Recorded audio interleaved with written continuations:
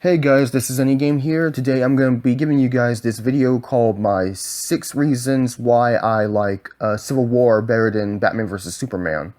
Now, before I begin the video, I want to say that I've been having some little issues lately with my previous videos, and I've been, a little busy with college. I have like a summer course going on, but I think I can do this little video right here, so I hope you guys actually enjoy it, and well, I guess let's just get on with the video then. Okay, throughout this whole year, we've been having these movies where superheroes are fighting each other. You have Batman fighting Superman, and you have Iron Man fighting Captain America and all that stuff. There are some similarities between the films, but however, though, there's that one film that I believe is, better than the other. Now, I must warn you guys, this video is just all opinion based. I'm not trying to be biased, I'm not trying to make it seem like it's a fact. I can point out some factual things on why I like Civil War better than Batman vs. Superman. But however, though, in the end, it's all just my opinion. So if you disagree with my opinion, that's fine. That's fine though. I can respect that. But still, this video is all opinion based. So just don't be offended of the things I say or that come out of my mouth when it comes to Batman vs. Superman. Okay. So I'm gonna count down 6 reasons why I like Civil War better than Batman vs. Superman. My 6th reason, the story. Looking back and forth on the titles of the movies, they both have a very similar story in mind. I mean, you got these two superheroes fighting each other because of their own differences and ideals, which is, kind of funny though, in my opinion. But what I can say is that in the end, the approach of the end result with various changes and levels of success are, very different from one another in each film. Civil War uses and references the past events of not just Avengers Assemble, but the previous Captain America standalone films that highlight the impact on their fights that they had on the governments. The casualties and the relative unease of the government agencies who are, witnessing the superheroes causing collateral damage. That kind of makes it, a bit more realistic. From here, we see morals and guilt of each character's, perspective and action throughout brought into the light as, friendships, becoming strained, especially Captain America and Iron Man's, friendship. Now, going with Batman versus Superman, this, however, has one instance where it creates, the friction between the two title characters. Let me just say this though. You remember the destruction in the Man of Steel, in Metropolis, where Superman is fighting General Zod in a all-out super-powered fight. Okay, you gotta make sure you pay attention to that. It's been brought up many times throughout the whole franchise, but only by government officials. The general population and even Superman himself, I don't know about you guys, but besides the government officials, the civilians, Lois Lane, even Superman himself seem to have forgotten the casualties and damages that have happened during that final battle. He never came across as guilty, yet it is concerned that he learns that another vigilante, which is Batman, is following his footsteps and taking the law into his own hands. That to me sounds, pretty, that sounds a little jerkish to me because, bro, listen, you're not concerned about the damage and the destruction that you cause with your fight with another part of your kind, but yeah, you're mainly concerned with a vigilante out there that's doing nearly the same thing as you were doing, like fighting bad guys and all that stuff. And that to me just kind of makes Superman come off a bit of a jerk. I mean, I know Superman is not a jerk. He's a nice guy, but in the movie itself, the way they're coming off with this is it's kind of making Superman literally a big jerk. Like he just doesn't even care. That sounds a little bit hypocritical, right? That's why I felt the movie Batman vs. Superman, the whole story, it just kind of fell a little flat for me. Neither Superman or Batman seem affected by their actions or fazed by the impact that they both have. Both hate each other for being the same, whereas Civil War Civil War shows the effect of the Avengers that has on each different team member. Like their battles, every battle that they fought has affected their minds. And it's been, and it's kind of like, killing it. Like, take a look at Iron Man. Iron Man is going through PTSD because, I mean, the first Avengers film, he's never fought a alien invasion before. He's never fought aliens with advanced technology before in his life. He's so used to fighting terrorists and people using his own weapons against him, military grade weapons, but fighting, aliens from outer space with advanced technology, that's a lot different. So yeah, it shows the different conflict of this of the Avengers, of what they went through, and add a former friend or trained assassin, the Winter Soldier, to the mix is a lot of chaos. Like when you add in the Winter Soldier in the Civil War, that causes a bit of conflict for both sides, from both Iron Man and Captain America. So yeah, I think that Civil War story is more conflict based. Like you can understand the reason why they're both conflicted, while Batman versus Superman is just I don't know, it just kind of, it doesn't really hold that much of a big impact to the whole story, in my opinion. It's just, I don't know, they just hate each other for being the same and all that crap. I mean, it's not really about, differences that much. So yeah, to me, the story in Civil War, it just has more impact and more detail than it is with Batman vs. Superman. Fifth reason, the villains. Now, the two main antagonists in both of the movies are, both Lex Luthor and Baron Zemo. Okay, now the similarities that they have is that they are kind of manipulating behind the events, and they're making both sides of the heroes fight against each other. But there is a big difference between these two. Now, let's just say this: in these movies, both the respective villains are there to stir the pot and force the heroes go against one another. But for me, it is how these characters were, enlisted or, presented in, that made Civil War and broke Batman vs. Superman. Let's talk about Baron Zemo in Civil War. Baron Zemo has a simple and, a bit of a cliche motivation to avenge those he lost, blaming the Avengers for not saving everyone. I think it took place in Age of Ultron, where, they're fighting in a city that is, floating up into the sky and, becoming a meteor. I think that's what happened. Like, when they're fighting these villains, they cause so much collateral damage, people die. People, die in these battles. Now, it linked well to the narrative and driving force of the plot. He's just another casualty, pushed too far and forced to challenge their superiority. An average man willing to topple an empire, a little reference to you. Lex Luthor, on the other hand, or so many people call him Lex Jr., I thought more of, Joker Jr. I mean, come on, man. Like, we already, let me just say this for a minute. Jesse Eisenberg, like I said, I have no issue with Jesse Eisenberg, but it's just his role as Lex Luthor doesn't fit well with me, because this guy reminds me way too much of the Joker, especially the Joker from The Dark Knight. Now, and it kind of felt like, a polar opposite. I mean, isn't Lex Luthor supposed to be a cunning, manipulative man whose hatred for Superman came from him foiling his plans for world domination and control? What happened? What happened, Jesse Eisenberg? You came off as, I called it, a bit of a spoiled brat with an unstable mind to boot. His motivation, bro, listen, his motivation, we don't even know his motivation. All we know is that, his motivation is chaos and anarchy for the sake of chaos and anarchy.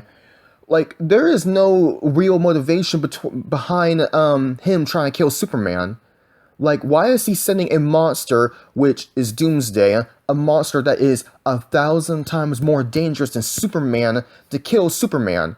Like, come on, man. Lex Luthor is, smarter than we know. Come on, he's smarter than that. There's no way he's going to unleash a creature that could potentially put the whole entire planet in danger. Now, I believe it's been implied throughout the film that he's trying, he's trying to protect the whole planet from Superman. But however, though, why does he hate Superman so much? For what reason, man? Why does he not like Superman that much? I mean, I know it's been represented in the comic books of why he doesn't, like Superman very well, but in the movie, this is a different version, though. Why does he not like Superman that much? Now, I'll give him points for being a master negotiator, though, gaining access to classified government, property for, a sweet and literally blowing, in a sweat, without sweat, and literally blowing away anyone who disagrees with him. The focus should be on the heroes, not the villains. And Civil War presented a minor but yet a really lethal villain that helped the cast doubt, which was his goal. Like Baron Zemo, he may not be shown around a lot, but he kind of helped the whole superheroes, the Avengers, start to have a lot of doubt in their minds and represent a lot of guilt, which was his goal. It's his goal to make the Avengers feel guilty for what they did, and they go against each other on their different perspectives. Now with Lex, I mean, let me say this: shaving his head bald at the end of the movie is trying to make him a close representation of his character in the comic books. Yeah, nice try. It's not gonna work. I mean, it's just not gonna work. Because you just know right then and there when you're desperately trying to make the character, what they are in the comic book, that to me it just shows that you just kind of messed up. Like I said, in the movies, my point here is that Lex Luthor in Dawn of Justice, he doesn't really have that much of a goal. I mean, all we know is that he's just hell-bent on trying to kill Superman, and he just simply manipulated Superman to kill Batman. I mean, I know that Baron Zemo did the same thing, but he wasn't always the one in control of the whole conflict between the Avengers, because the conflict is mostly of all due to them having their own differences and their own opinions and their own ideals. Unlike with Batman vs Superman, they were forced to fight each other. They're fighting each other because they were manipulated by the main villain. While in Civil War, they're forced to fight each other because of their own ideals and opinions. That's just it. I mean, Baron Zemo may be in a way the mastermind behind most of this stuff, but he's not always present, and he's not always the one manipulating everything. He's not always the one pulling the strings. And his goal, the reason why he's doing this is very plain and simple, but yet I can understand. It makes him very more two-dimensional. I mean, with Jesse Eisenberg as Lex Luthor, his character is just too one-dimensional. Like, we don't even know why he's trying to kill Superman. That's just it. He just wants to kill Superman for the sake of killing him. While Baron Zemo, you can understand why he's doing this. And it just shows he's not really that much of a bad guy. So, yeah, that's my reason. I mean, Baron Zemo is a better villain than Lex Luthor in these movies. Fourth reason, choosing a side. Both storylines were fan favorites for a long time and the subject of many discussions amongst, the comic book community. It's always this question, whose side are you on? Who do you think would really win a fight, an all-out fight? Is it Batman or Superman, or Captain America or Iron Man? However, though, it's a lot different than before. Now, there is some differences between, choosing a side. But the hype and the marketing for these big screen adaptations, it brought the subject of who will win the fight to the public forum. But a fight needs a reason to occur. The conflict of ideals and opinions that justify its allies turning into foes. Civil War does this simply by the two polar opposites in Captain America and Iron Man, trapped between following orders and what they feel is right. Going to Iron Man is in favor of government interventions as the guilt of human casualties and fear of further confrontations that has clouded his judgment. While Cap is against the call as he feels he'll become a soldier once again and may not have the opportunity to intervene. Simply being told whether or not to help is something he cannot actually do, or stand by and do. The knowledge of these characters and change of their relationship over previous movies allows you to witness the contrast of opinions grow and take shape. as time invested has built both, the depth and the understanding. The issue in contrast with, Batman versus Superman, okay, as it is, a reboot, we know the characters, but their ideals are not evidently present or seem shift constantly throughout the whole, runtime of the movie. Both are scared of each other and the impact that they have on their own cities, but it seems that the content in bringing trouble to their streets and brawls, begin to unfold. The debate doesn't really feel like, the whole debate between Batman versus Superman doesn't feel like it's a debate between, opinions, their ideals, and their, specific differences. It's just more of a popularity contest. I mean, just think about it. Batman and Superman are like the most popular DC comic characters in almost everything, and both are arguably the iconic DC characters. And it's been so big. People just say, "Oh, I like Batman better because he's a human." Oh, I know I like Superman better because he has a more he's the ideal hero, while Batman is a jerk. I mean, yeah, that's all nice and all. I mean, I can't really just say who's more popular, although I like Batman better than Superman. But however, though, it's just all mainly the difference is that in Civil War, the debate is all about, opinions and, based on character ideals, while in Batman vs. Superman, it's just all simply a popularity contest. So, let's just say this. When it comes to a fight, the reasoning lacks impact. In Batman vs. Superman, their fight lacks a reason. I mean, Batman was scared of Superman's power. I mean, listen, think about it. Superman has enough power to destroy the whole freaking planet. And he need to be stopped, which is fairly understandable. I can understand where Batman is coming from, because I mean, I'd be scared of a guy who has enough power to destroy the whole planet with one punch. But Superman's reasoning to save his mom, it's not like he has super speed to scan the city and find her or anything. I mean, come on, man. That's just it. His whole reasoning, to fight, Batman is because, oh, my mom has been kidnapped. I'm gonna have to fight Batman to save my mom. I mean, that's just it. I mean, but the thing is that this is a little weird though, and this is a plot hole. Okay, I can understand that, but isn't Superman faster than the speed of light? Isn't he really, really fast? I mean, he's not, fast as Flash. I mean, I think it's been pointed out in the comic book that Flash is faster than Superman, but doesn't he move faster than the speed of light, and can he just take out all those armed thugs, head on without much trouble? So, bro, you have enough power, you have the power of God, so why should you be worried about your mom's safety and go fight Batman? That just doesn't make any sense. I feel like that reason is just, forcing is a bit forced, they're just, make Superman, fight Batman. That's just it. Third reason, the showdown. We come to the main event, the scene where the heroes just, cut the dialogue and the bull crap, and they start to enter fisticuffs, where they're beating the crap out of each other, going all out with their powers, causing a lot of environmental destruction. For this to work, we need two things: an amazing visual show, and meeting the high expectations of the source material from the fans that built over the months of waiting. I just wanted to say, I found both fight scenes here very enjoyable and somewhat loyal to the source material, including some events and characters here and there. But the airport scene that has the highlight of Civil War left Batman versus Superman, to dust. The reasons behind this was simple. The mass brawl of the Avengers outweighed the battle between God versus Bat. Batman versus Superman had to fight isolated into a single,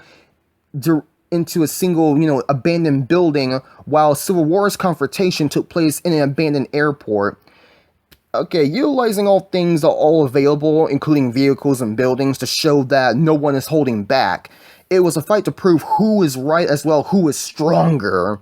Compared to Batman vs. Superman, the fight felt like a minor part of the film runtime. So much to left out and, wasted potential to give a greater scale than a showdown with Doomsday. And as discussed previously, if the reason for the fight lacks meaning, the fight itself lacks true meaning. Second reason, the aftermath. What's next? How's the universe shifted to change? Once again, Marvel has spent years planning this aspect out and building up the main event.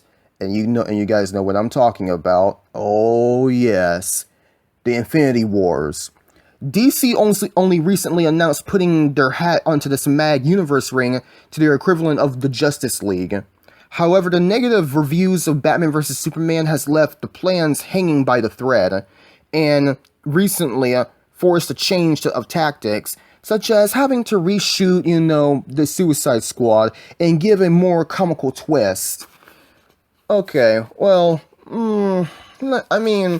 let's just quickly compare the endings and what's ahead. By the way, a little bit of spoilers ahead. Civil War has the Avengers scattered and hiding, but ready to answer the call. Batman vs. Superman, however, I warned you though. They killed Superman. Let me repeat that. You kill Superman in the second movie of DC's new SMAG universe, and others just go, let's find other heroes. Really? Are you serious? We're supposed to be shocked by that? We know that the years later, when they finally bring him back, will be such an anticlimax. And our only concern will debate on which theory they're going to use to explain it. Alright, my final reasoning. Setting up characters. And I mean setting up different characters. While we know that each film focuses the hero in the title, both Marvel and DC have added the task of setting up sequels and future projects. Both have a reference to new characters and where the universe is headed next, while Marvel, they finally managed to acquire the movie rights to put Spider-Man in Civil War. Isn't that awesome?